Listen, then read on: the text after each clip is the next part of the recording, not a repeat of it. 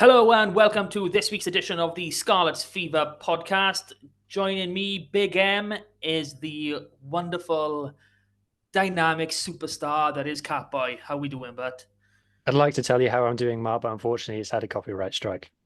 Oh no, what's happened? But that I that can't. doesn't sound good. I can't tell you. I thought it was mine. I thought the memory was mine, but it turns out it was actually somebody else's. There was no way of me knowing that.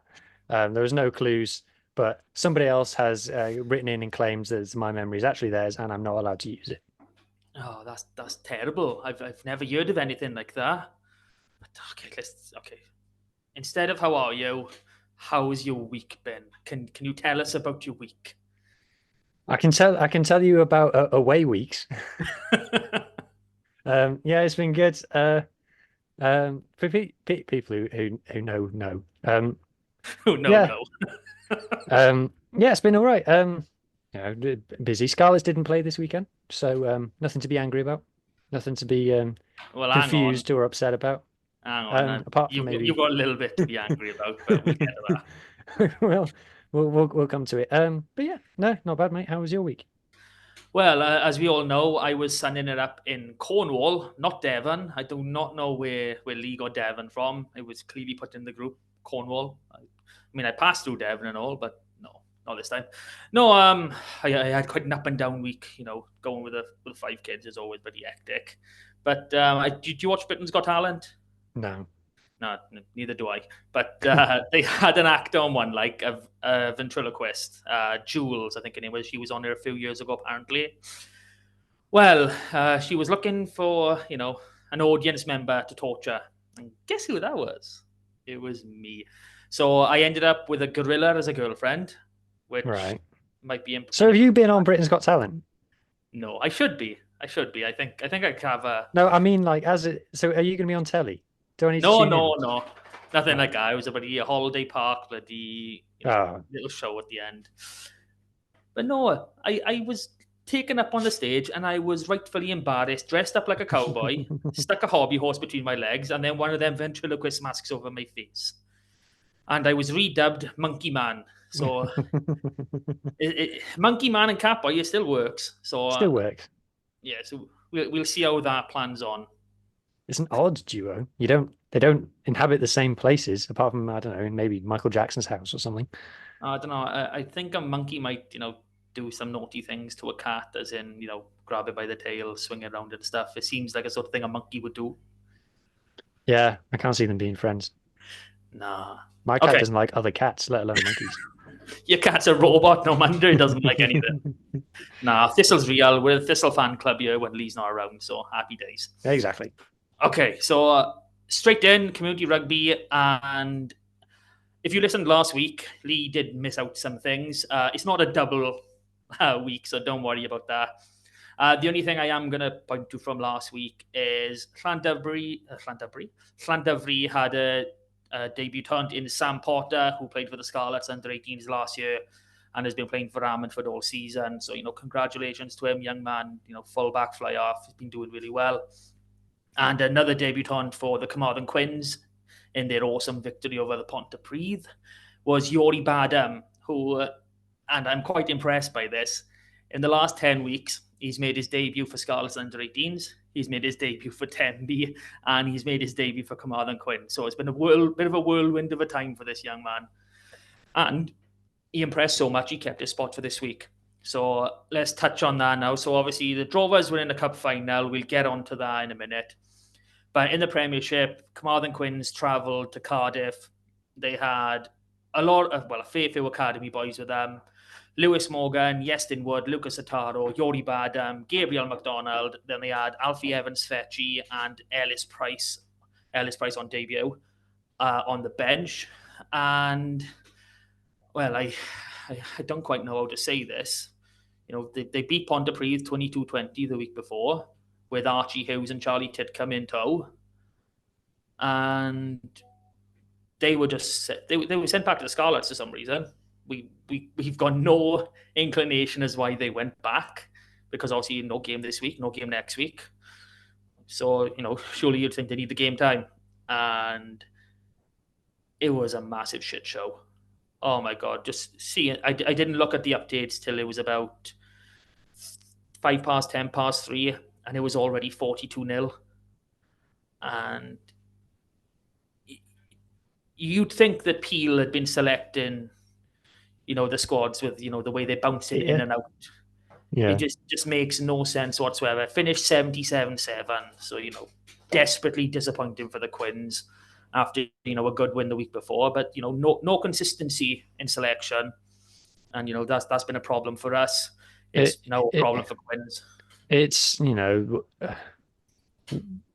the strategy of it's not obvious to outsiders, let's say. For people on the outside looking in, it's not immediately understandable why we release players to mainly Quins when we are playing and then call them back into the Scarlets camp when we're not playing. It's I can understand that maybe they want to have 15 on 15 matches in training or something, but you would think that now would be the time of who needs game time, get yourselves down to the Prem. And I think, moving forward, if we're going to have the EDC, which we are, um, the strategy for when and who gets released to drovers and quins, which, the whole point of the EDC is it's going to be a development competition Yeah. designed at building players for the regions. So the primary purpose of Llandovery Quins next season will be to supply players to the Scarlets. Um, the we need to be told this is the strategy for what players those two clubs get, and the players that they get will be primarily Quins and Drovers players, and only called up to the Scarlets if we have an injury or they're playing particularly well. Yeah. And that's what it should have been for years. This is what you would have thought it would have been since the inception of regional rugby. But it hasn't. And, with the unfortunate demise of a club or two over the last few years, we are now down to two senior clubs in the EDC. So they're going to have to take on quite a lot of boys next year. It's going to be it's going to be a tricky watch, I think, if you get down to those first few games. But no, like you said, if there was some sort of thinking whether or not there was like 4 on, 2 offs, just anything, any sort of pattern that we could try and find to make sense out of this, but we just can't. So other Scarlets boys that we had on show this week was Ollie Close for Ammanford and Ellis Payne for Ammanford, who was making his debut from 15. Ellis was playing for the Scarlets 18s a couple of months ago. So, congratulations to him. He had a bit of a shove in the tunnel after the Ammanford game, so I bet he enjoyed that. Let's get straight into our results then. So Championship West, Ammanford put up a really, really good fight at home against Brecon, going down 32-17. Llangennech lost 33-24 at home to Bonamine. A bit of a shock that was, Llangennech really had stepped up this second half of the season, but they're already promoted. So, I didn't have a look at their 2020 or 22 or whatever many they put out. So I don't know if it was a weekend squad with some youth boys or whatnot. And Narberth, after a couple of bad weeks, they went full tilt up in Newcastle Emlyn, winning 66-7. Fixtures for this week for the Premiership, sorry. Carmarthen Quins are at home to Ebbw Vale, Llandyfri are away in Aberafan. Fixtures for Championship West. Llangennech are travelling to Dunvant. Narberth are travelling to Meister Quins. Newcastle Emlyn host Brecon. It does not get any easier for them. And Crymych are away to Drabanos. Down into 1 West, the lovely Bury Port Kidwelly derby, and Bury Port lost out 21-31 at home. Declan Smith was outstanding for Kidwelly, former Scarlet scrum half. So it's one of those games where you know the area, you know how close these two teams are. They are literally, town to town next to each other. I think there's only Pembrey, which is a part of Bury Port, in between them. That's how close these two towns are. So it is a massive, massive derby, and Kidwelly have got the bragging rights by here. Aberystwyth went down 16-8 away to Gosainan. Good result for them considering the season they've had so far. Vellenvall lost 49-10 away to Gowerton. And the biggest result of the day was Whitland losing 24-22 at home to Pontedilais. And with that loss, they are confirmed relegated to Division 2 for next season. So games for this week, we got Aberystwyth at home to Kidwelly, Felinfol at home to Pencloud, Llechley Wanderers back in league action against Pontarddulais, and Henry host Bury Port. One West Central, Brynaman lost 12-8 away to Builth Wells. They're lying at the bottom of the table now, Brynaman. They're only a few games left. They really need to step up now if they want to survive and stay in this league for next season. On to 2 West, and Lampeter did Tenby an almighty favour, beating Lacher 33-15 at home. Yes. Tenby won 15-6 at home to Fishguard, which basically means they've got a nice clean run in now. There's no reason they shouldn't be promoted. I think they need 5 or 6 points from the last 3 games. To Croyce lost 17-18 at home to Carmarthen Athletic. Milford Haven against Arm United was postponed. Armand just have not been raising sides the last few weeks, and it's really disappointing and difficult to see, as this club really ran away with 3 West B last season. To see them now not being able to raise a side. And in the best game in this league, St Clair's winning 36-15 at home to Mumbles to be crowned Division 2 West champions. Hooray! So happy days, St Clair's. 2 years on the bounce going up. That's good work from all the team down there. Fixtures for this week: Lacher at home to Carmarthen Athletic, Milford at home to Fishguard, to Croyce travel to Mumbles, Tenby travel to Pontyberem, and in a very tasty, very big match to celebrate St Clair's championship, St Clair's are at home to Lampeter. So a nice top 4 game for there. Down into 3 West A, Aberaeron won 80 points to 0 against St David's. Now, I know Aberaeron are in that top 4, that pack at the top, fighting for promotion and the championship. But St David's have had a really good season and did not see a result this bad coming for them. But, end of the season, so who knows? Who knows what's going on? Larne against Haverfordwest in Haverfordwest won 32-26. So Larne have really taken another step towards that top spot. They've got a lot of games in hand to be played, but they are prime right now with this result. Pembroke won 29-15 at home to Llanybydr. Fixtures for this week: Larne are playing on Wednesday against Pembroke Dock Quins. Then on the weekend, Aberaeron are at home to Cardigan, and Larne go again at home to Llanybydr. In 3 West B last week, on the Wednesday, Llandybie lost 41-15 away to Llangadog. Then on the Saturday, Betos won 15-0 at Trimsaran. Cefneithin 35-11 at home to Furness. Tumble went down 23-8 against Llandailo. Really hit the promotion opportunities there. Llandybie lost for the second time in a week, scoring 15 points again, but going down 25-15 to New Dock Stars. Happy days, who? And in the final game for 3 West B, Binya won 26-24 against Tregaron. Fixtures for this week: Cefneithin at home to Trimsaran, Furness at home to Betos, Llandailo at home to Tregaron, Tumble travel to Llandybie, and Binya travel to Llangadog. Over in 5 West Central now, Pontiates winning 50 points to 10 away to Pantavannan. Games this week, we got Pontiates at home to Cwngrach, and Pennebank, who will face the new reigning Division 5 Cup champion Seven Sisters in Seven Sisters. So that's our league action, and we've got a lot of cup action to get through now because, like we said, Lee didn't want to do the Youth Cup finals last week, so we'll have to do them now, and we've got the tasty action from this past weekend down at the Principality. So we'll go with the Youth finals from a couple of weeks ago. In the bowl, Cardiff Quins won 31-14 against Gowerton. In the plate, Carmarthen Athletic, Youth Plate champions, winning 34-22 at home to Bargoed. And in the main event, in the biggest one of them all, in the main cup final, Llandailo won 26-20 against Tonmawr. So congratulations to both Carmarthen Athletic and Llandailo. One thing I want to pick up by here, because I'm going to talk a bit about the Wales under-18s because they've had the festivals. But these youth boys, they are the same as the under-18s, obviously. And Carmarthen Athletic and Llandailo, they've both won. This could be the biggest moment in a lot of these boys' lives, regardless of how far they go. And the schedule in the season meant that 2 of their players were actually out with Wales under-18s during this. So they've missed out on winning a major cup with their friends. So I know it's Sam Williams for Carmarthen Athletic and Jack Pritchard for Llandailo. So I think the structure of the season needs to be looked at a little bit in terms of when these finals are played, because, even if you're going to go on and play for the Scarlets and Wales, winning a cup final with your friends, there's absolutely nothing like it. And it's a shame these boys had to miss it. On to this past Saturday now, and the Division 5 Cup final was on first. We go from 5-4-3 up to 2.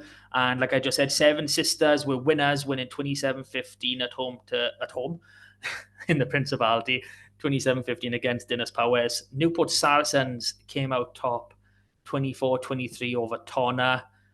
That was a lovely game to watch. I will say, over this whole weekend, including the European Champions Cup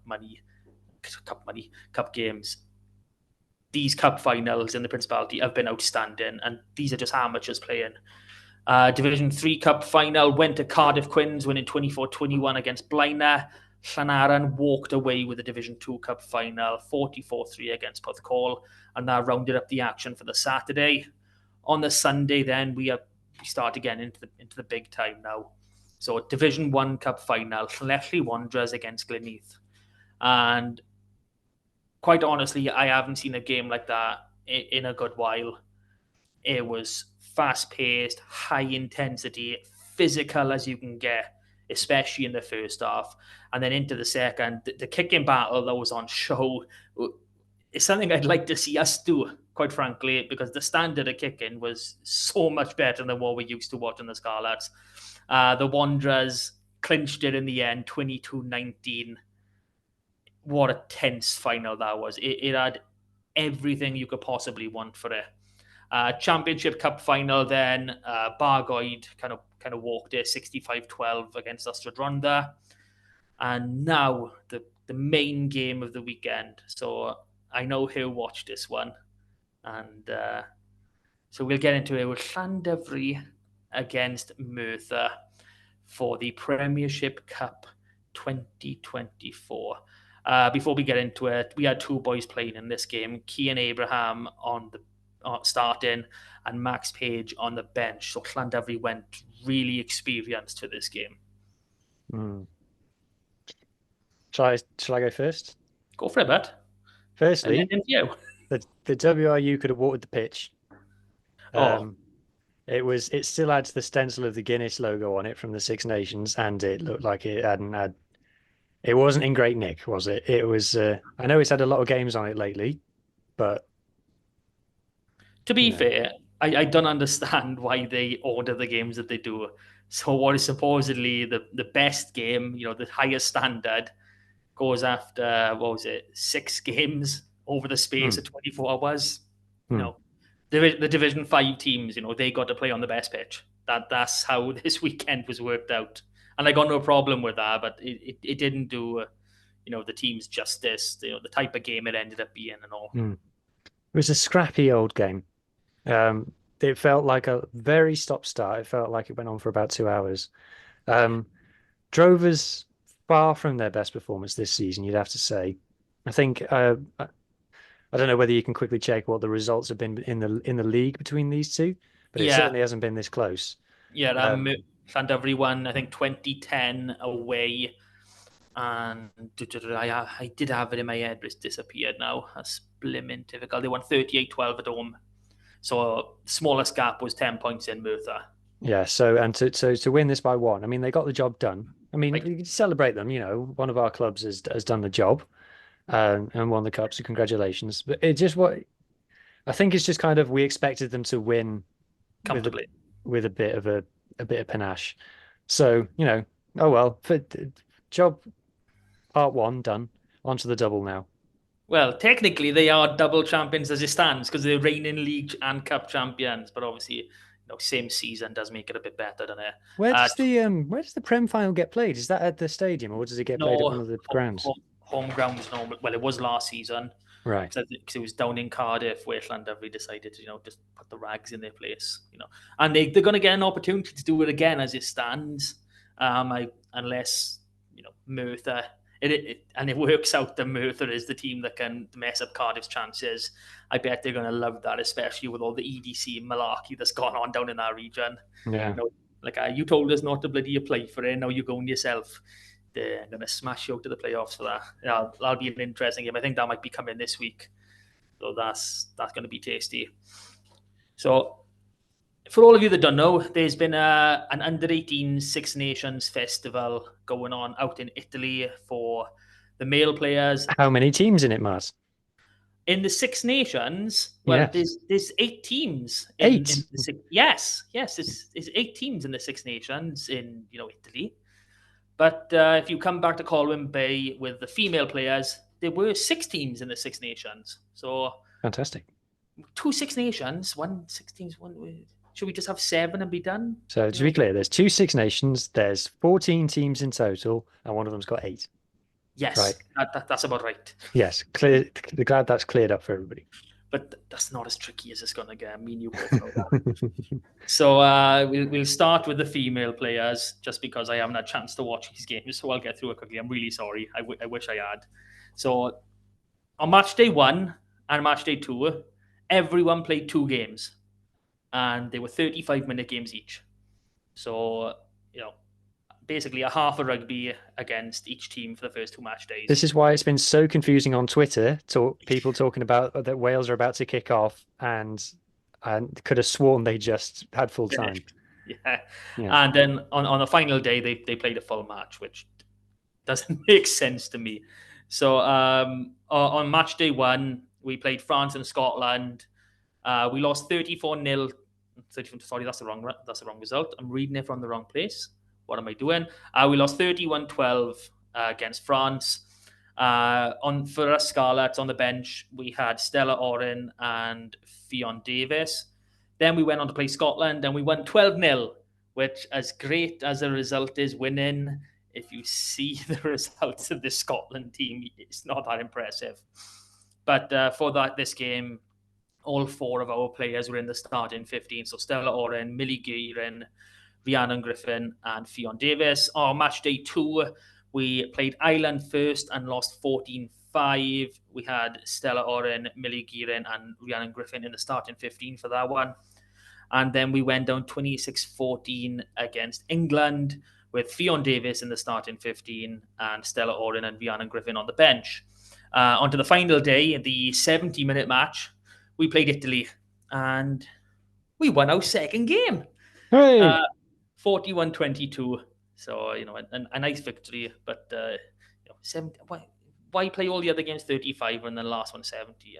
I don't understand it. Just play them all 35 so you can have a nice rounded off table or whatever. And for that game, we had Fionn Davies starting and Stella Oren and Rhiannon Griffin on the bench. Now, I do plan on watching these games at some point, and if I do it within the next week or so, I'll tell you how they went. But on to the male players now.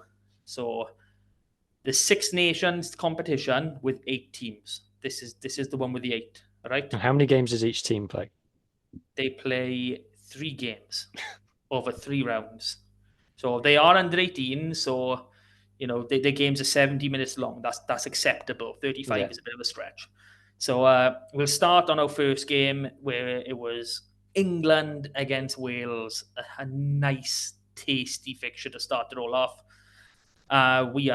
Everyone essentially played in these games. It was a 26-man squad, and you were allowed to name 26 players in your match day. So we are Jack Pritchard, Will Evans, Dom Kossuth, Dean Gwynn, and Carwyn Jones in the starting 15, with Sam Williams, Keanu Evans, and Stephen Jack Jones on the bench. Keanu Evans, strong name. Very strong. And this game, it bounced back and forth. It was really, really windy on that pitch. And I mean, the hookers struggled. The kicking was absolutely everywhere. But what surprised me during this game is our most joy came from the pack. Our first try was a pushover. Our second try was a penalty try from England bringing a maul down. Third try was a set play off a maul, 5 meters out. Again, our fourth try again was a line out maul, a couple pick and goals, and then a pop out to go over. and 5 tries. So we scored 5 tries in this. It was a nice little move, actually. Another line out close to the line, mauled it on 9-10. It was a nice dummy runner coming through, and Carwyn Jones just popped it off nicely to the winger, and he just went straight through. It was really nice, well-worked tries, to be fair.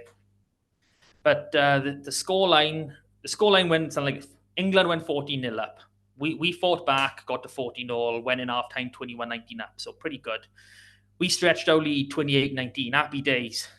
England crawled back 29-28. We got into the lead again, 35-29. Clock's in the red. We've got the ball, well, not quite in the red. It's probably about 15, 20 seconds left. We've got the ball more or less on our own line, and we tried to play it out, and we throw a pass into touch. And what do you think happens from the resulting line out?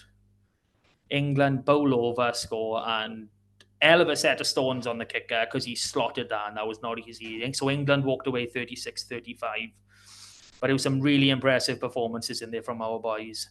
I'm always going to name Jack Pritchard because every game I saw, well, he played more or less every minute for most of these games, and he was outstanding in all of them. And he was constantly in the refs here about the scrums. It was lovely to see from such a young prop going, cool, oh, we're doing this, like that. And then I think there was a line out for one. When I was like, "Can we have a scrum?" He just popped his head up. He was so happy when he said it. It was brilliant. But no, our best player on the day was Carwyn Jones, the young 10, and he made a few mistakes. You can't get away from it. A few restarts into touch, a few penalty kicks that didn't quite make it to the touchline. That is, but it didn't matter to him. He just played his heart out. This lad has got a pretty high ceiling, and this is the time that you want to be basically pushing everything that you can, because this is why he's missing these kicks, because he's going for absolute 99th percentile style kicks, and that's why they're not coming off. But his range of passing and his range of kicking in the game, the chip kicks, the crossfield kicks, the little dinks, he was showing everything. So I think we've got a good one for the future if he can keep this up. And not to mention the other 10 on the bench is also ours, and he's not too shabby either. So we go on to day 2, and we play Portugal. So if you're thinking, Portugal under 18s, are they going to be good? Are they going to be like the national team? Because they're coming on lit, but they've earned their place in this competition. So fair dues to them. We won this one quite comfortably, 35-10. Nice. So we had Dom Kossuth, Keanu Evans, Captain Keanu. Oh, I like that. And Stephen Jack Jones start with the rest of our boys on the bench. We had a call-up. So another one of our boys joined up, Kyo James, a Newcastle Emlyn product. He plays for Gloucester. He got injured in that first game and unfortunately didn't feature for the rest of the tournament. But instead, Buddy Port product, Alex Ridgway came up. By God, that boy took his chance. Honest to God, I think being named as a reserve for this tournament must have really riled him up, because the moment he came on that pitch, he was unstoppable. Honest to God, the runs he was making, the meters he was gaining, and something we haven't always been able to say about players down west, they are bloody huge. And I mean, all these back rowers that we got. So there's Kossuth, there's Gwyn, there's Evans, there's Ridgway. They all look like they're at least 6'4". And we've got a couple locks in there as well. We've got Sam Williams and young men are getting taller. They are. 6'3" is going to be pretty normal for men soon. Well, my son's not going to have much chance. I'm barely 5'8" and my wife's 5'4". He's kind of screwed. I've got my fingers crossed he'll get 5'9". I'll be happy with that. Just needs to start eating his food a bit more. Don't eat his veggies up, boy. But no, this game, it started nice and fast. Portugal probably should have had a penalty try in the first few minutes, but the ref said that he was going. Portugal player dived for the line. Welsh player came on, basically took his head off. But as there's no TMO and as he was diving, the ref and I was like, he was going down. We didn't quite see it. So it was unlucky they didn't get, their first points for there. But we took a 14-10 lead into half time, and then we scored another 3 unanswered tries in the second half. So overall, it was a good victory. Ridgway was my standout in this because he just contributed everything that he could. He was involved in 2 of the tries when he came on, and just making breaks and just pushing people aside. So this boy might be something else. I think he was our under-16s East captain last season, so first year under-18s now. So I think this name might go quite a bit. On to our final match day, where we played France. And for all of you who don't know, France are pretty much top dogs at under-18s level. They have been for a few years. Same as their under-20s, really. They've really invested a lot into the youth, as we all know, over the last 5-6 years, and it's come through massively. But we put up a good show of it. We did score in the red in the end of the second half to make it a bit more respectful. So 43-33 we went down. Mm-hmm. And so same again, we had loads of, every single one of our boys was playing. Alex Ridgway getting a start for that awesome performance off the bench. And fair play, our forwards have gone through a lot of work. And it's not often you get to say that as a Scarlets fan or as a Welsh fan in general. And if you're an Osprey, you're an anomaly. I don't know where that's coming from. But that's how I would describe them as well. But no, we're quite literally. So it's continuing a bit of a trend, really, that under 18s level, Wales are much closer to other nations than they are at under 20s. Yeah, we are. We seem to be really, really good, and not just in the fact of close games, as in the style of play. We're actually playing a bit of rugby. Now, Richie Pugh is the head coach for these under-18s, and he's got some pedigree behind him. We know his professional playing days. Sevens world champion. I can remember watching that game when I was in school. It's bloody awesome.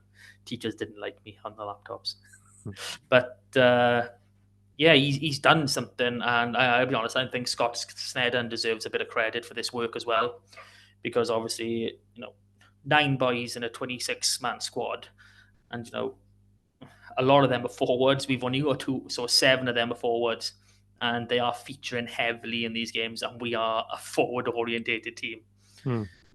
But no, some of the tries we scored, it was a 5-meter tap and go. Couple of phases, boom, Will Evans, one of ours went over.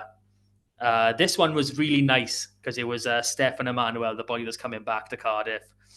He was literally on the 10-meter line, and he just made a lovely break, 1-2 with the fullback to our fullback to beat the last man, and he just walked in. It was a nice move to watch because it was as though he'd set it up.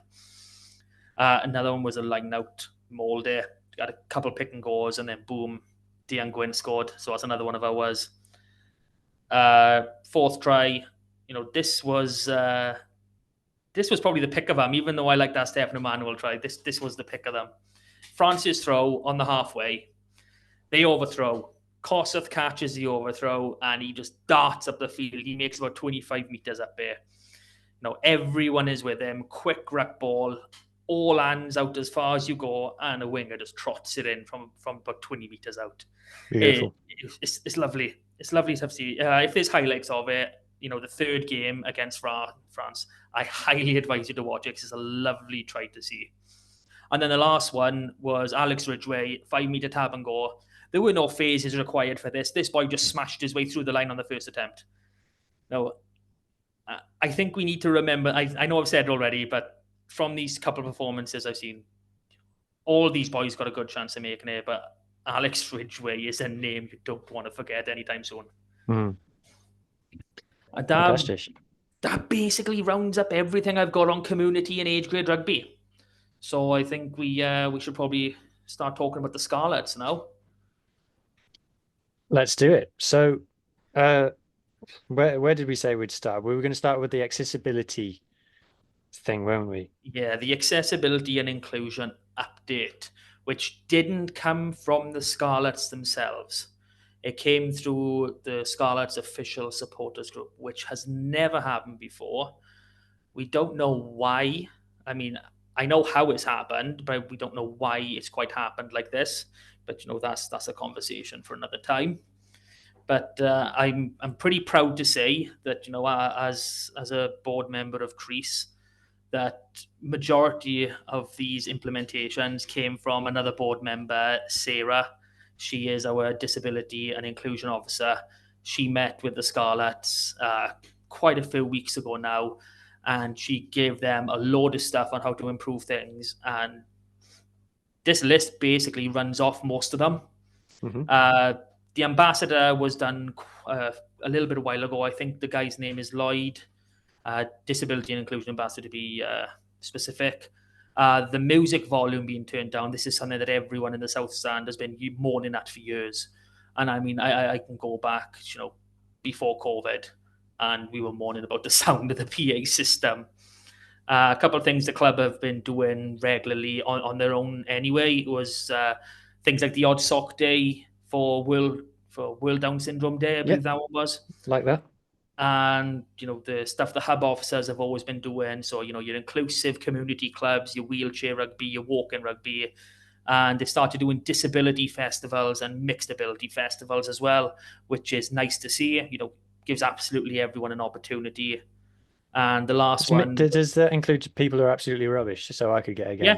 Yeah, anyone. I mean, you'd have to travel a bit, but... yeah, it's a bit of a trek. Yeah, just slightly few. And then the other one was the Sporting Memories group that was set up a while back. Now, on to the things that have actually changed, that have been brought about from these meetings. Because all the rest of the stuff I just talked about has been in the works for months or years. So players visiting the wheelchair gallery pre-match. Obviously, you're in a wheelchair, you can't get into the shop. The barn is a nightmare to get into because of the flooring and everything. So, you know, the players coming up to the gallery before the match is just a nice touch. Gives everyone an opportunity Mm-hmm. to meet the boys. Pre-match stewards briefing is more focused on now is to remember, you know, like the sunflower lanyard for hidden disabilities. It's just a bit of an extra emphasis of look out for it. Remember what it is. You don't know what's going on with people. Keep not an open mind, but, you know, be careful. Show some understanding. Give people the benefit of the doubt. You don't know how people are going to react to you. Or like my boy is autistic, and, you know, apart from his breakdowns, which quite frankly they only happen probably every week or so, which is pretty good. You wouldn't know if there's anything, but there are others who are completely on the other end of the spectrum, which is why it is a spectrum, and they react totally different. And there's so many disabilities. Like my youngest has got something called triple X syndrome, which is a genetic condition where she's got 3 X chromosomes instead of 2. It's called a normal syndrome because physically you won't see nothing wrong with them, but behavioral issues are a massive issue there. So you don't know what's going on with a lot of people. So, you know, just keep an eye out for this sunflower lanyard. If you see it, be mindful. Mm-hmm. Red code safety cards in disabled toilets. I thought that was standard practice. Apparently not, but this is good to see it's done. Parker Scarlets is now listed on Ewan's Guide, which I believe is a disability website. So of all arenas, sporting grounds for people to have a look beforehand. Simple accessibility guide. So, you know, photos of the facilities, the wheelchair gallery, what to expect before you come. So that's always something nice. So you don't have to like turn up at the match and go, I've got to get up 2 steps before I can use my wheelchair. Which I know in some places is a bit of an issue. And another one is they're trialing the image descriptors. So on like social media posts, so like people who are blind or what was it? Vision impaired. You know, they can't physically see everything on the screen or at all. So if someone clicks on it it will read out the text for them. I think you need an extra bit of technology, but if you are someone who's... You need a bit of software, yeah. Yeah, but if you are someone who's blind or visibly impaired, you should have that all kind of guessed. And all those ones I've just ring off are all thanks to Sarah at Crease. They were all her recommendations. There was another one put in there. It was to follow the British Dyslexia Association's guidelines on how you put out statements. And it seems that was completely ignored because one of the major ones on it is don't put things on a red background. And as you saw the moment you saw it, literally an hour ago, you're like, Jesus, I can't even read this, and you're not dyslexic or nothing like that. Not as far as I'm aware. I'm not the world's strongest reader, but I don't think I'm dyslexic. Yeah, it's not a brilliant form. And without this turning into the Hugh Critiques Scarlets Formats podcast, it's not the best format. It's not the easiest to read. It's just very small, thin text on a bright red background. Yeah. So the other part of the Scarlets we get to talk about, which was actually requested, and I'm quite surprised by that. We don't normally get requests for something like this, is to look at the accounts. Yeah. Someone wrote in. Now, we're not accountants. We should just quickly say, I did do a module in my master's about finance, and it didn't go very well. So I think I got 40 and the pass mark was 40. Well, so at 18, I was prepared to train as an accountant. I got onto my university course. I turned up in the September, and by the November, I was like, this bores the shit out of me. I'm gone. So, bit of naivety, bit of stupid age stuff for there. But when it comes to I know the two guys I was mates with the university, did accountancy courses and dropped out. Must be a thing. It's so boring because the first year is basically just how to fill in, how to do double entry, and you're like, you can do that in your sleep. If you've got half a brain, you can do double entry. It's not hard, And oh Christ, I'm probably saying that now, and people probably struggle like hell with them. Really sorry, but no, if you're going on to a course like that, you're obviously pretty switched on with maths, and unless it stimulates you, which this course definitely did not, you're just so bored. You don't know what to do. You're flying through the bloody little assessment tests on the computer. I could give you 30 minutes to do it. 5 minutes later, you're done. You got your 97% pass mark or whatever it is, and you're like, what do I do now? Oh yeah, you're done. You don't have to come back for another 3 weeks. Like, fucking great. Okay, less of that. I can't read, an end of season account like a professional, like we just alluded to. Neither can you, How. But what we can do is look at the numbers and try and make some sort of sense. So, Colin Stroud, who was the former financial officer of the Scarlets, was asked to do a review of all the region's accounts. And when we spoke to him through email, he kind of picked up on the number of employees that we have and compared it back to when he was, working for the Scarlets. So in the last few years, we've gone from 140 staff to 201 staff, and then back down to 193. So this is as of the end of last season. That's not today. That's the end of last season. That's the 22-23 account. So just to make that clear for everyone, because it can get quite confusing. But when I wrote my little notes by ear, and I'm trying to still make headway with it. Yeah. So that's interesting in the fact that they don't separate rugby staff to non-rugby staff, which the other regions do. I know one of them did. I'm not sure what all of them did, but I don't see why we don't do it. It's just that little bit extra on clarity, on transparency, so we know what's going on. Employment is something that I know Simon has spoken a lot about when he's done interviews with other people, and he's made a big point out of how important the regions are for providing employment. So I think this is probably something that the Scarlets would be quite proud of. If you were to ask them, we're proud to employ this many people.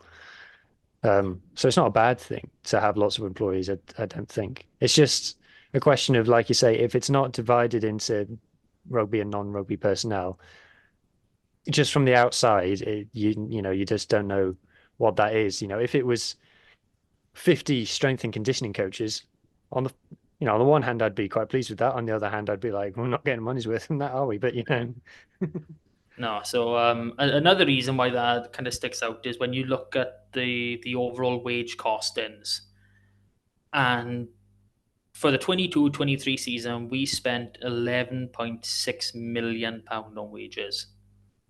And from what I can gather from that season, only 7 million of that was for player wages. Now, that might not be 100% accurate. That's just what I've seen and what I'm going by. So that means that we've got 4.5 million spent on non-rugby staff. So again, without that split, we're kind of sitting here going, well, is that right? You know, where when you done it, you worked up the numbers yourself. You know, it was like worked out something like 55 grand per person on an Yeah, average, and this is including the people who are working 6 hours on a match day. In Parker Scarlets. we think. We think so. It really boggles us. We kind of can't make heads or tails of it, but So no, 11.6 seems really extravagant considering we are just a rugby club essentially. I know we got regional responsibilities, but Yeah, 11.6 million is a lot. yeah, it's you know, for again, with people who aren't experts in these things, but it is slightly you when you do see some of the numbers, you are like, oh, that's a lot. So, we'd have to compare it to other um, regions and Regions. things. Again, it would be nice to have the split in there of playing staff. Did you find the bit that suggested how much was on players? So no, all I've been able to find is the amount of money that the WRU sent to us, which I think was generally accepted as how much we are to spend on players, which is 6.788 million. So, if that is what we Hmm. spent on players, so that means the rest of it went But that, to. yeah, there was some good news in there as well, though. So wasn't the sponsorship money was up and prop Yeah, yeah. revenue was up? There are some positives. Obviously, if anyone who's seen it, we know we lost nearly £3 million, which is up over 1 million from last season.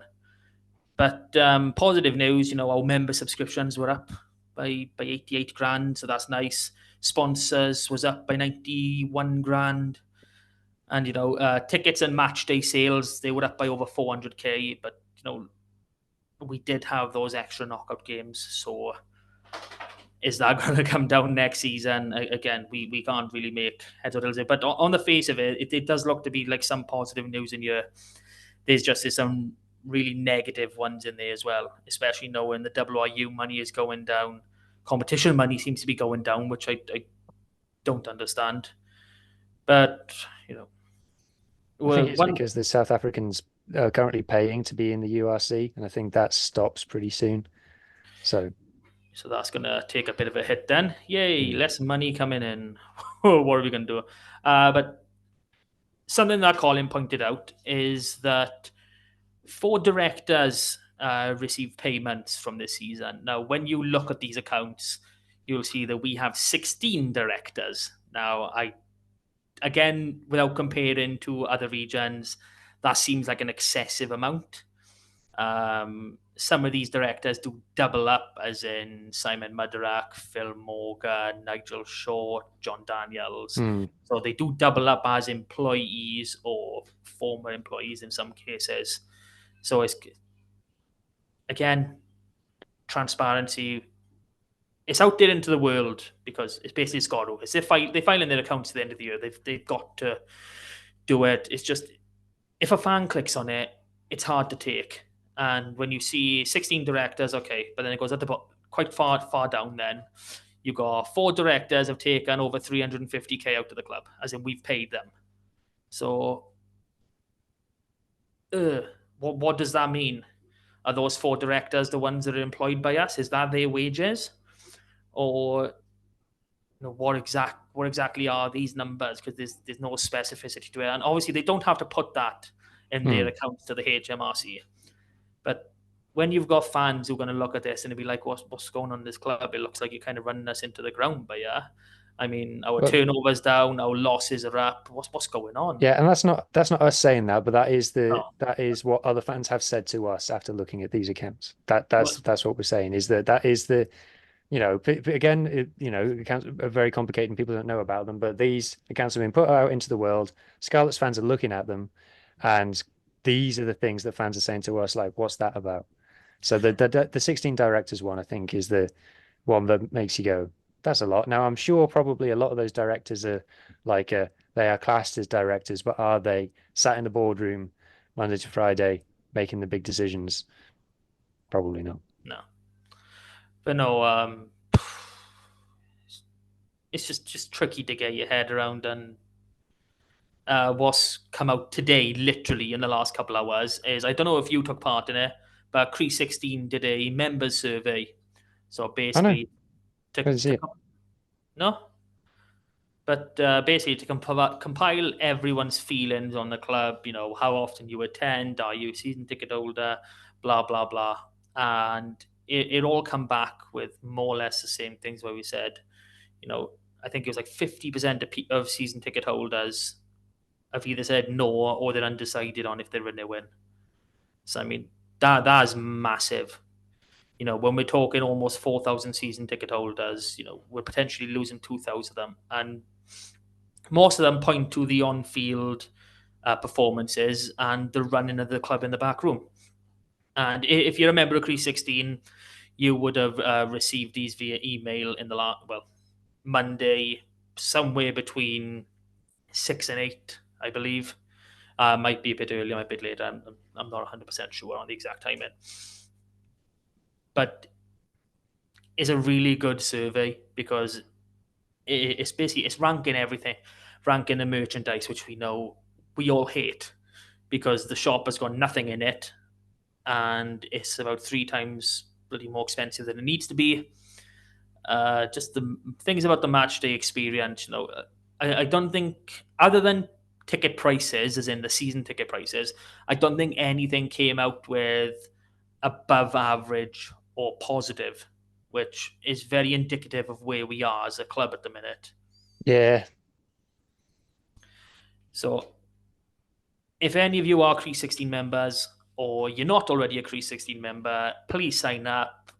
Drop an email to info@crease16.wales and we will send those results to you and you can read for yourself. Because going into tomorrow's night, or well, it will be today when this goes out, the supporters update, it makes it even more important that we get some answers for what's going on. Mm. Okay, I think that's enough of the Darwinus. Yeah. Let's do So something fun. say something fun. Let's do transfers. Ooh, So, transfers! so Yay! no game this weekend. So, um, bit of a subject needed for a bit of discussion, and we decided on transfers. So, there's lots of rumors going around. Yes. A lot of rumors. So, I've had people sending me stuff all day. The rumors that I've got noted down are second row Jack Dunn from Exeter. Loosehead prop Alec Hepburn, Scotland international, also from Exeter. Max Douglas, second row Australian, currently playing in Japan. And then potentially multiple props from the Emirates Lions in South Africa. So let's do the Lions ones first then. What was your reaction to the talk of us getting props from the Lions? No, please no, because they've named the 3 that have apparently been offered to us. And all right, they're tidy, but they're all like 33 plus. And the fact is, the reason they're going is because the South African, the Big Four, and the Curry Cup teams are no longer clashing. So They don't need as many players. they don't need half as many players anymore. And so these have basically been told, you're not good enough for the Lions, you're not good enough for one of the Curry Cup teams. Oh, I know, Scarlets. So that's where my mind automatically goes. Yeah. Unless it was someone who was currently a South African international at 33 years old. No, I'm not interested. If they were like I know Alec Hepburn is 31. I think he's Oh, I didn't probably know that. Wow. he's probably on the older side for me in this terms. Like if we're bringing in a foreign prop, I'd like them to be 29. 29 is probably my cutoff age because you want them to be around for a couple of years and also to be able to build the younger players. Well, That I look at things as that's the thing is about Alec Hepburn, if we're moving on to him, because um, and it's been written about like it's a major coup and he's a current international player and he probably is a great player. My issue is not that he's bad. I haven't watched much of Exeter, I'll be honest. It's that if you're going to sign a non-Welsh qualified player, why sign a Scotland international? Like, I know, look, we've had really good success with Scots playing at the Scarlets. Obviously Alex Craig has been probably our player of the season this season. John Barclay in the past captained us and fantastic as well. But John Barclay wasn't playing for Scotland at the time that he signed for us. Um, so in terms of availability, it's kind of having a Scotland international and having a Wales international is pretty much the same from the Scarlets' point of view. Yeah, it's going to be because we're going to miss them all during the autumn. Even though we haven't got games, we normally have that game week where Wales play their fourth international. I Yeah, suppose we would still have access to him for that one. we'll probably be playing Cardiff, let's be honest. That's how it generally tends to work at the minute. But yeah, so there's that one game that we'd have him, and then the follow weeks of the Six Nations, we'd get them back.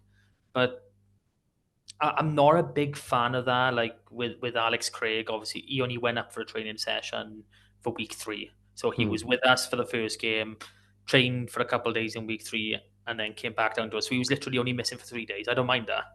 You Hmm. know that he was still within our system for a long time, but picking up a current international, a current European, a Six Nations international, it doesn't seem like a lot of sense is there, because especially if there's someone in a position like Alec Hepburn, a prop, a back row, a hooker, these are attritional positions. Players get Yeah. injured a lot, and you've got to manage them, especially when you get to 30 plus.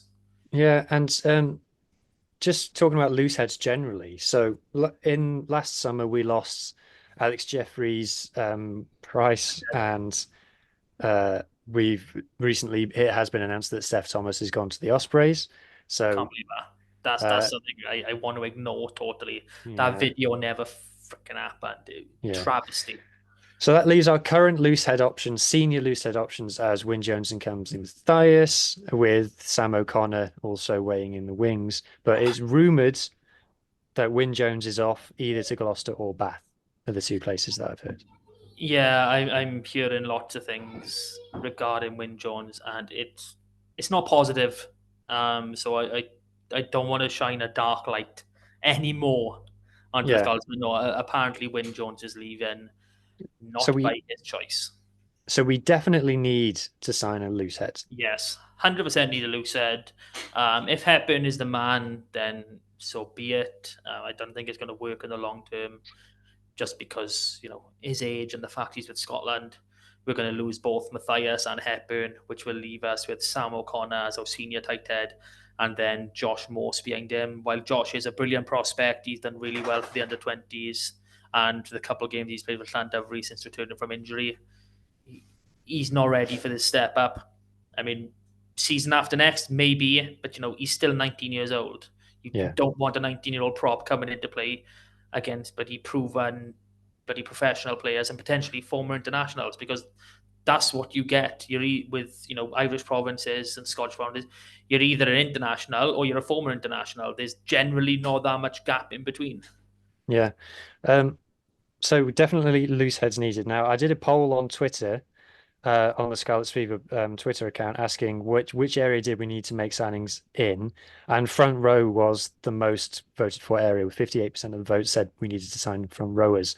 So if we go on to tight head, you can understand why Wyn Jones has been covering tight head this season, because it's Sam Wainwright and Harry O'Connor, who's just signed a contract extension, are the only people in there. I mean, we've got Joe Jones has come in.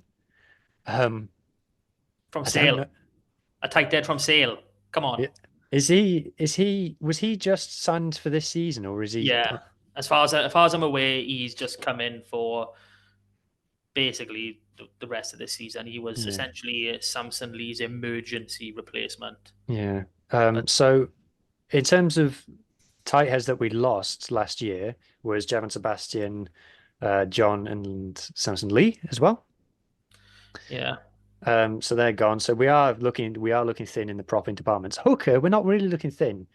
Assuming that no, Ken is off, we've got Swartz to the end of this season. We've obviously got Ryan Elias, Sean Evans, we've got Isaac Young and Lewis Morgan coming through, and we've got Van der Merwe has signed for you've next season. forgotten him.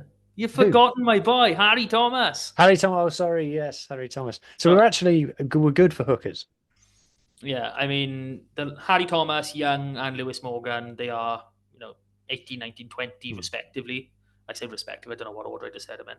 Um, but yeah, they're still young. They're probably looking at the breakthrough season in the next couple of years. So Ryan Elias, Van der Merwe, and Sean Evans, that's decent. You got your three main, and then we got three academy players in hooker. So you don't always get three players in the same position in the academy, which is quite nice to have. Yeah. Okay, so I think hookers we're happy with. Now lock. Now second row is an interesting one. I'll tell you Mm. why. So when people say Scarlet signings or where do we need to strengthen, first thing everybody says is we need more bulk in the second row. We need powerful second rows. But I would argue that second row is one of our strongest areas at the moment in the current team. Yeah, I think it's just we don't have that proper enforcer that player who was like Jake Ball. People have been crying out for that type of player, and whilst we have got big ball carriers now in Alex Craig, Morgan Jones, and Jack Price are both developing nicely. Obviously, we've still got Sam Lowsey. Will he be here? Will he not? We're hearing rumours both ways. I'm using Christ, we're hearing rumours out of our arseholes, honestly. And some are from people you That can know. that is something just to jump in and say about transfer rumors is that every single piece of news that we ever hear about the Scarlets, we hear about not from the Scarlets first. No, Like uh, the Scarlets are not good at keeping secrets. no. Like, This is an issue that being part of Crease 16 that we have that we've been trying to talk about, and the fact of all your communication doesn't come through your official channel. It comes from someone else. Like I understand, letting the media hype someone up a little bit or get people excited with a major signing, but absolutely everything.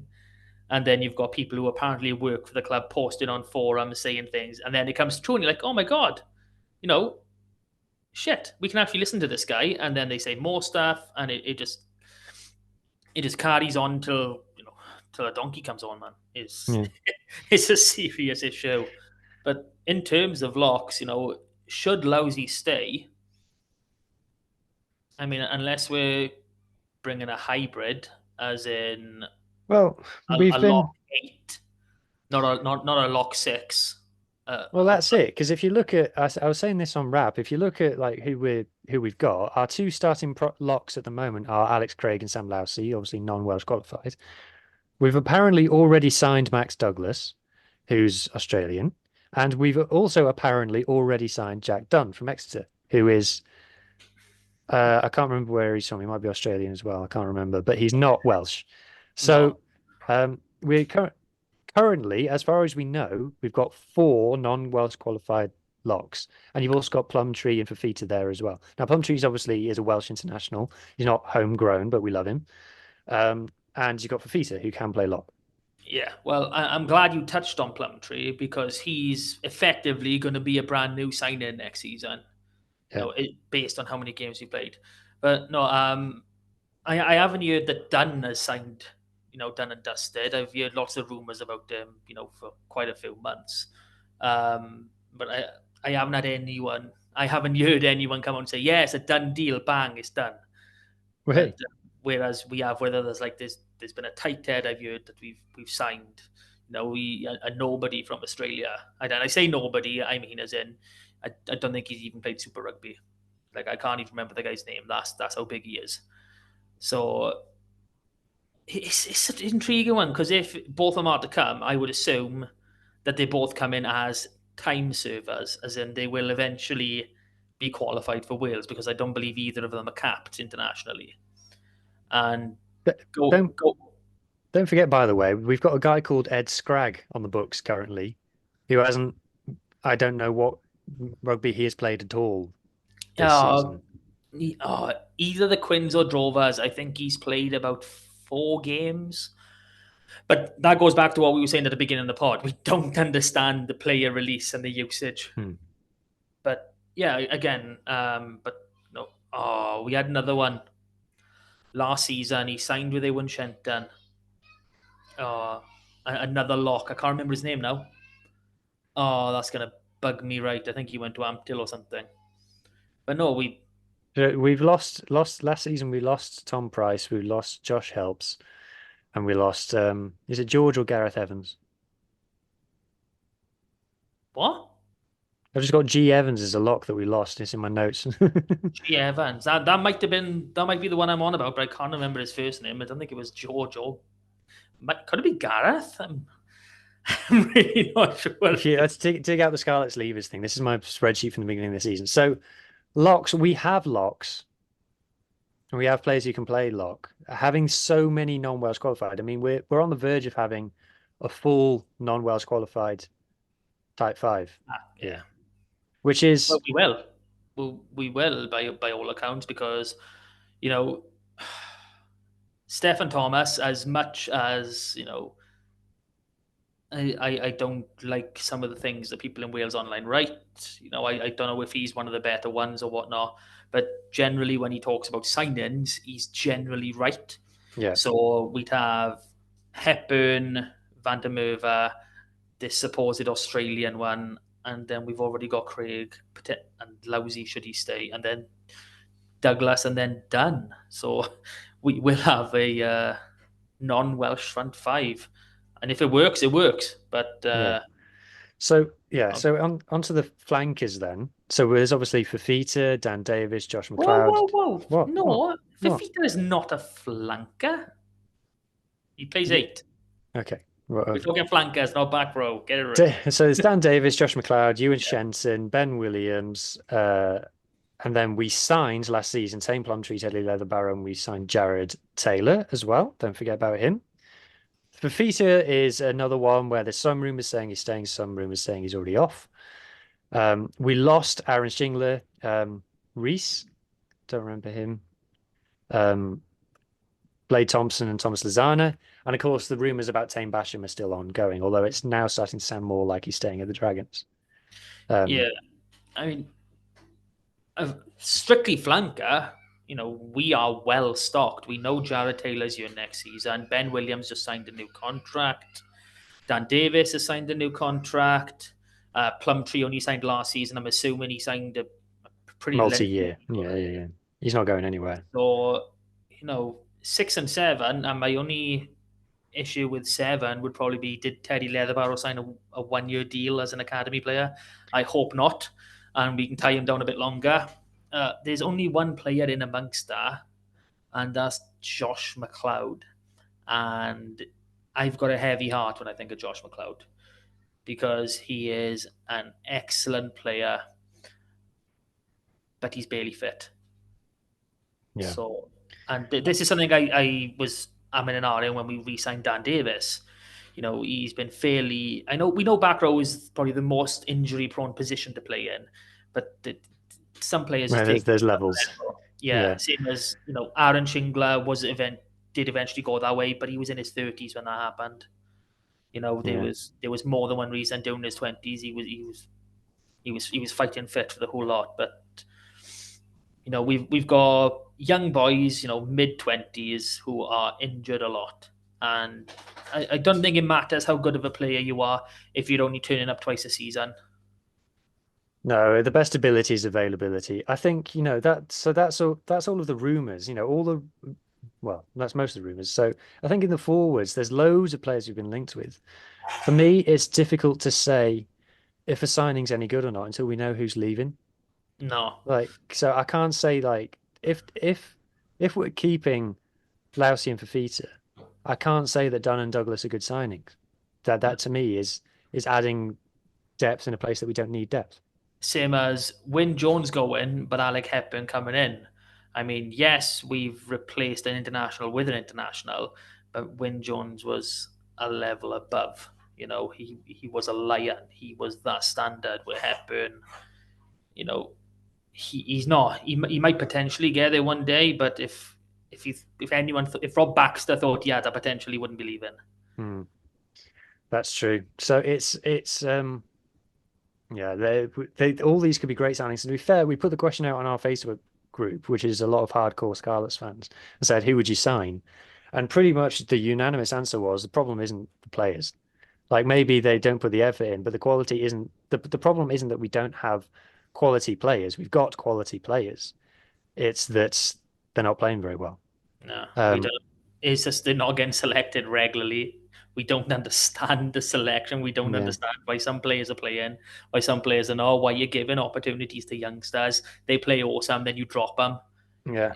It's just no So, sense being so, made. uh, so moving on back then. So the only out and out number eight that we have is Carwin Tuipulotu, but there are other players who can play number eights, Yeah, like Plumtree, Taylor, Fafita, obviously Ben Williams can play there as well. So a lot of people obviously still pining for Callum Mahoney, and we wouldn't turn down one of them if the one came along, but yeah. it's not for me. It's not. A lot of people disagree with it. A lot of people say we need a Calamuffoni proper out and out replacement for him. Um, I don't think it's. I think we can come up with a way of playing that doesn't rely on that, because the Calamuffoni thing did backfire in a few games because it was so predictable. Because teams just knew, like, oh yeah, Calamuffoni's going to carry it. I don't know. What's your take on that? I like a big ball carrying eight. I think someone more in the mold of Kasim would be better off for us. Someone who can truck it up, but has got a bit of a bit of hands, a wider repertoire of skills. I think we're probably one of the best eights we've had in recent years. And I hate saying this because I think he's a fucking traitor. Is Ben Morgan? You know, he had everything, and we give him everything. We signed him as a nobody. He had David Lyons. What do you have, like 60, 70 caps for Australia? We had him tutored him for years, and then when he finally comes good, he buggers off. But no, the skill set that Ben Morgan had and the skill set that Kasim had, I think that fits in with our style of play better. They're capable of being that truck, but I it's think not I think 90%. Jared Taylor could turn out to be that player. Yeah, It's I mean, difficult. We haven't seen much of him. I know we've only seen 40 minutes of him, which, Hmm. again, no sign in, 40 minutes injured. Is this a Scarlets thing, or I don't know. Yeah, I think I think we do need to sign another eight because as great a potential, physical potential that Carwin Tuipulotu has, he's not showing any signs of even coming close to making it up. Like he had a couple of decent games last season. I was like, yeah, that was really good. If Phil breaks like that, you keep on doing that, happy days. But he just hasn't. And again, he started to get injured a fair bit. And he's still a young player, so he's starting to get into that category of being injured more than he's fit. And I think he's a player that's up for renewal as well. So I wouldn't, if we were to sign another eight, I wouldn't be too surprised to see him leave. Hmm. Um, Moving on into the backs then. So we know that Kieran Hardy is off. Well, So, it's not confirmed, but might as well be. yeah, no, might as well be. We signed Evan Jones in the summer. Obviously, Dane Blacker also left. What? Evan. Evan? I have said Evan, and you corrected me. Anyway, No. yes. Um, so Dane Blacker left last season. Kieran Hardy's already gone. Evan Jones is in. We're pretty well stocked at scrum halves. I'm not worried about scrum halves, to be honest. Well, we've only got three. Uh, And two are not exactly like, okay, Archie has got tremendous potential. what about Harry But Williams as well? Is still on the books for us, isn't he? nope. He left Isn't he? last year. He's off to Hmm. one of the championship sides. That's something I was about to say now. I'd hope to think that we still got Hardy contact with Hardy Williams and he might pop back over. But no, we've only got, assuming Hardy is leaving, which I believe everybody is, including him and his missus.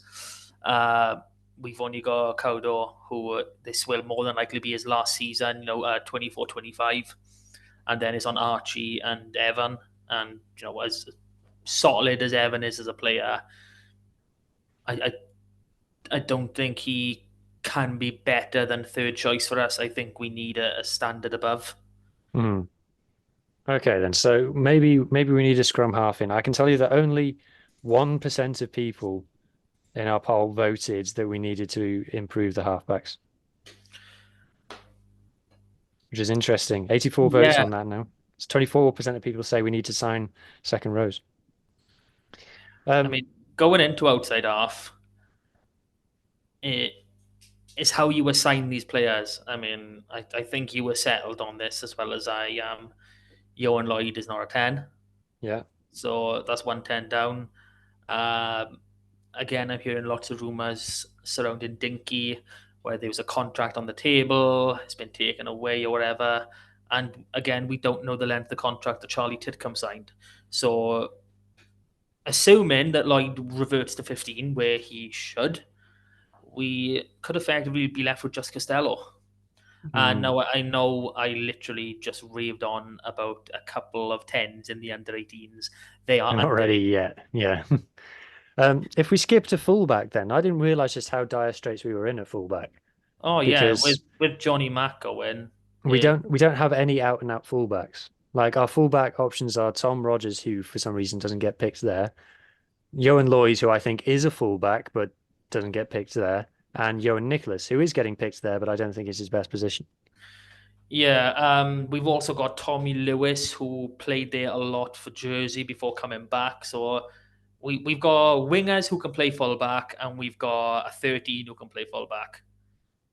That's really all it. And I think something that the Scarlets may have been counting on for next season is for the 15 that played in the Exeter friendly, Jack Davis. Uh, He played he well, didn't he? played outstanding. Apparently he's the reason for majority of our points, the breaks that he was making.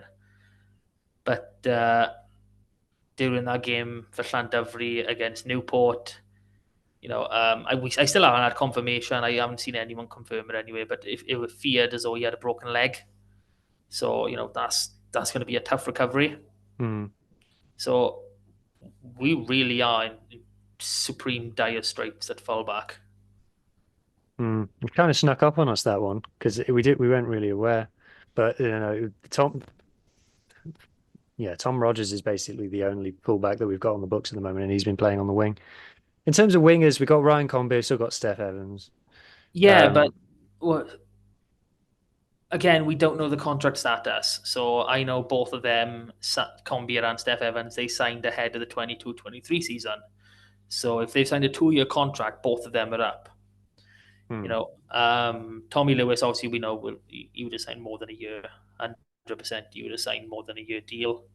And then we go into our academy players. So, Callum Williams, I have no idea what's going on with this kid. He doesn't play for the Drovers. He doesn't play for the Quins. He doesn't play for anybody. He doesn't play for the Scarlets. Has never been a part of a Scarlet squad in my memory. But he's always around the barn as one of the players to come and meet. Hmm. I know he had a nasty injury a couple of years back. I think it might have been an ACL. But I think I'm going back like 2 years now. So, but I haven't seen him play. I haven't seen him even close to the first team. Even Max Page might be another one as well because I he's playing for think the 20s. He's part of our setup. Yeah, I think they're going to push him as a 13 because I think that's where he wants to play. I Well, don't yeah. necessarily think that's his best position, but that's what we're. And another winger that we do have, which played yesterday in the Llandovery final, is Kian Abraham, and he looks a big lad. He trucks it up pretty fast too. So I'd say he's very much a similar style of player to Tommy Lewis. So I mean, I wouldn't be too bothered if we had two players like Tommy Lewis on either wing for the season. But it's again, it's about covering your bases. It's just making sure you've got cover. And I don't think we do have any cover at the minute until we get some signing news and leavers news. Well, that's it. So if we go on to the centres, I mean, Jesus, I mean, Sure. like, so the rumor is that Johnny Williams is going to Gloucester, which is a bit of an odd one. Like Gloucester are trying to build a full Welsh 15, I think. Yeah. Um, I think I think Max Llewellyn will be back at Cardiff at some point, probably sooner rather than later. But yeah, so the rumor is that Johnny Williams is going to Gloucester. Yeah. Uh, I've heard of him going to Bath as well, which I don't know where I heard that from, but I think I've heard of him going to all three West Country teams, Bristol as well. But I think that might just be someone saying, "Oh, he's from Somerset. He's going to sign for one of them teams." You hear rumors out your well, he was ass. at Newcastle before us. Well, yeah, I know that Hmm. doesn't make sense. Um, He's from the southwest and he goes and plays up in the southeast. A base so far southeast, he's almost Scottish. Northeast. Northeast, sorry, my bad. So if I just read down the centre options, John Fox and Scott Williams, who are most likely would retiring or expect them leaving. not to be around next season. Um, so that's the first three names in my centres category gone. So that leaves us with Joe Roberts, Eddie James, and Johan Nicholas as our centre options. I mean, if we're only playing 6 games, yeah, why Yeah, not? I could deal with that.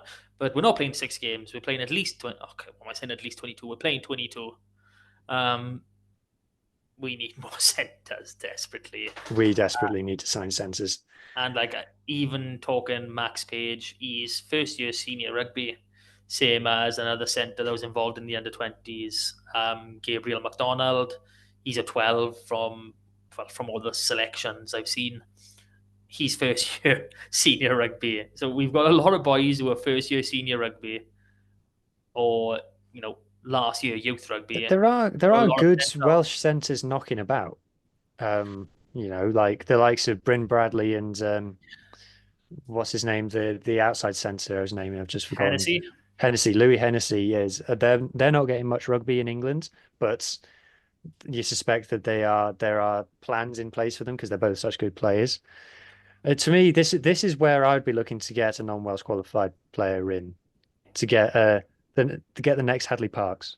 Yeah. Not even a Hardy Parks. Just get someone. Get a Paul Asquith. That's who we need. Yes, that'd be a nice sign then. You know, someone who can play comfortably at 12 and 13, I think, is what we need. You don't see many of them. Johnny Williams started looking like that type of player, and Yeah. obviously now we're hearing rumors of him going. So, and I know I said this early in the season on the pod. If he goes back to England and he doesn't bother playing rugby for 3 years, he's fresh in line to play for England in the next World Cup. Whether that will happen, highly unlikely, but it's an option for him, which you can't rule out. I mean, it's not exactly been a great time down playing for the Scarlets, and what other Welsh region is going to sign him? No, like I say, I think there's loads of centres going around in Wales at the moment. I don't think anybody's.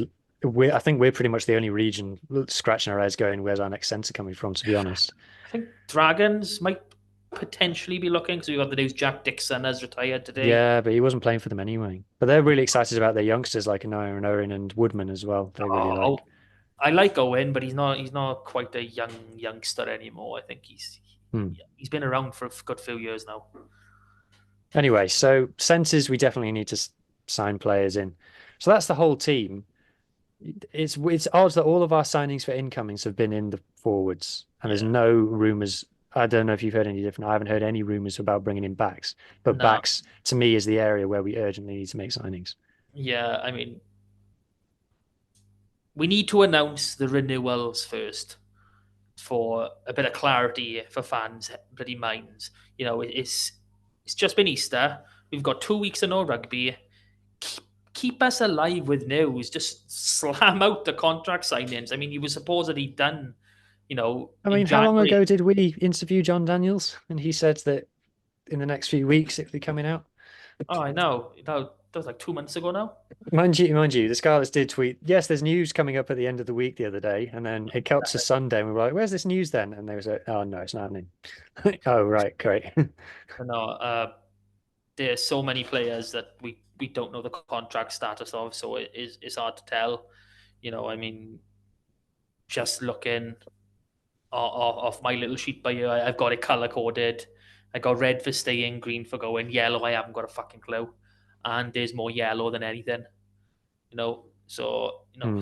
just looking outside backs, I've got 5 players that are definitely staying. You can't run a team with 5 outside backs. It's just not going to work. And we were supposed to have gone through the pain already. So since the end of last season, we've lost 22 players. So that includes I'm including Steph Thomas, Johnny McNichol in that. Um, we have signed 13. 13. So Swart, Van der Merwe, Joe Jones, Ed Scragg, Alex Craig, Tayton Plumtree, Teddy Leatherbarrow. You still there, mate? Yeah, I'm still your bet. Tame Plumtree, Teddy Leatherbarrow, Jared Taylor, Evan Jones. Oh no, sorry, I've got Harry Williams in the wrong bit. So yeah, only 12 signings. Um, I was going to say, uh, it could have Evan been Jones, Yohan Lloyd, Charlie Titcombe, Tommy Lewis, and we're rumored to be signing five more, or six more. more locks. Yeah, more locks. So that's more than a full team will be new through the door in the space of a year, I and we've mean, lost more than lost nearly a match day 23. yeah, I mean, if it was a case of we had a new head coach at the start of the season, then I'd be like, all right, he's building his own team. But that's not the case. I mean, Hmm. Christ, we can go on about Peel and all that for till the cows come home, but we're hemorrhaging players. Is the end result of this? We know the new salary cap as such is having an effect, but we've got some very handsomely paid players come into the end of the contracts. The old NDC contracts, which for some reason they were given stupidly long lengths, and we've just been left to pay for them when the WRU decided we're not paying for them anymore. So Yeah. So apparently it's there's a good million pound of wages that are disappearing at the end of the season. From just a few big names, and if we're talking 5.2 mil, that takes us down to 4.2. And that's without the regular players that go. I mean, my main issue is we don't have any clarity on anything. I'm not asking to know how many pennies to the dot each player earns, but the salary bandings were put in by the WIU, which were so far fetched. It fathoms belief. But we need a wage system, a structure, a progressive ladder for players to climb up on, mm, and not end up, oh, I've had my first cap now. When you're just thrown in a squad doing, warm ups or doing a Lions tour. Yeah, use an extra 70 grand on your contract. Things like that. We can't do things like that anymore. It just doesn't work. yeah. I think the thing going through that for me is confirmed. Like we need centers, we need a fullback. I tweeted um during the weekend that if I could sign any player in the world right now, it'd be really LaRue because Ooh, not only is he a great player, but he takes so much pressure 7-1, off. Sorry, 7-1. 7-1. Yeah, he takes so much pressure off the rest of his team, and he would be a leader for us and things like that. So I can also tell you that I tweeted 2 hours ago, would you take Jake Ball back at the Scarlets to the masses? And 91% of people said yes. That's 127 votes. Yeah, it is. I'll take him back. I'll take him back right now. And we wouldn't need to sign any of these other time serving Australian, Irish, English. Is he Irish, Jack Dan? I don't know. I think he's Irish. I think he came from Leinster. But we wouldn't need to sign any players like that. And we'd have a nice a nice set of locks and like a proper full class, Yeah. messing with us. So I And think, sorry, I was just going to say that to wrap up transfer talk, it's very difficult to rate any transfer rumors at the moment until we know what's going with the squad. And this season, last thing I'll say is this season was supposed to be about building like the new generation of the Scarlets. If you look at our spine, if you subscribe to the old 2, 8, 9, 10, 15 spine, um, Ryan Elias is been away with Wales, isn't young, so Sean Evans is probably like our main two at the moment. Number 8 is Fafita, who could be off. Like Kawa Tuipulotu is the young 8, has not been getting the opportunities. 9, Gareth Davis and Kieran Hardy have been sharing that jersey. Hardy is off. Gareth Davis is there's something going on there. We don't know what. Archie Hughes has not been getting any game time. Fly half, Yohan Lloyd has been playing there. He's not a 10. Costello is the past, present, and future for us, and he's been injured the whole season. And then 15, just a complete car crash. we need a new squad, basically. You know, Well, this is what I'm saying. We were supposed to have had the new squad. It was yeah. supposed to have happened already. I mean, there have been positives this season. I mean, we can't argue. Alex Craig has been immense. Teddy Leatherbarrow has been awesome. Ben Williams, even though not a signing, he's again, he's another young player that's been outstanding. We've got good players. It's just getting them in a structure and a game plan that they can actually play in. Mm. Anyway, we'll wrap it up there, I think. Yeah, we've spent long enough nattering and chatting. It's probably a hard listen to a lot of people, so we apologise for that. But thank you very much for listening, and we'll see you again next week. Cheers, boys. Bye.